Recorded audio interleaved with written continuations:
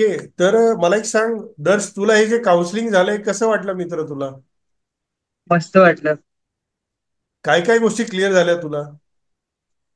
सगळं क्लिअर झालं की काय पुढे घेतलं पाहिजे, काय स्ट्रेंथ आहेत, काय विकनेस आहेत, कशावर वर्क केलं पाहिजे, काय स्वभाव आहे, सगळं कळलं. Okay, very good. तू काम करशील मग आता? हो. Okay, great. मॅडम, तुम्हाला कसं वाटलं? एक मिनिट, मम्मीकडे कॅमेरा कर. हा. येस. आम्हाला खरं खूप आधीपासून खूप कन्फ्युजन होतं की आता काय करायचं, म्हणजे आम्ही करत करत पीसीएम पर्यंत पोहोचलो होतो. पण आता तुमच्याशी बोलल्यामुळे आता आम्हाला म्हणजे शुअर झालं की आता आम्हाला पीसीएमच घ्यायचंय. आणि पीसीएम घेताना पण आम्ही पहिले जेडबलई घ्यावं का ह्यावर फार मोठं आमचं चाललं होतं.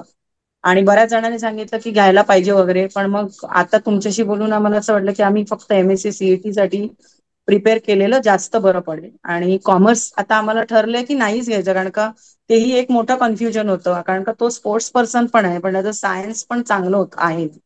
आता तुम्ही जे सगळं मॅपिंग केलं त्याच्यामध्ये त्याचं सायन्स साईड खूप चांगली आली आहे. सो आम्हाला असं वाटतं का मग आम्ही त्याला सायन्सच घ्यायला सांगायला पाहिजे. आणि पुढे पण तुम्ही पुढचं गाईड गाईड करालच, मग आम्हाला तसं तसं येस क्लिअर होत मॅडम. जाईल पुढे पुढे. Yes thank you madam. Sir. Yes, Amol sir, तुमचा काही फीडबॅक सर देऊ शकता?